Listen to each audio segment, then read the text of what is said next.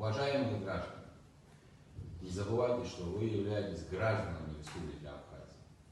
Эта страна славится своей любовью к свободе, в первую очередь, слова и выражения своего мнения. Никто не имеет права вас заставлять идти на защиту вот этого провального правительства.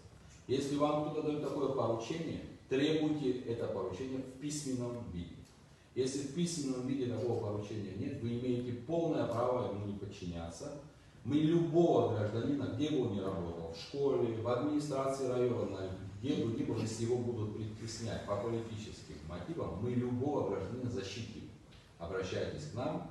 Никто не имеет права оказывать на вас давление. Не нужно защищать это провальное правительство, потому что мы, все граждане Абхазии, будем вынуждены платить, в том числе 2 рубля 70 копеек за киловатт.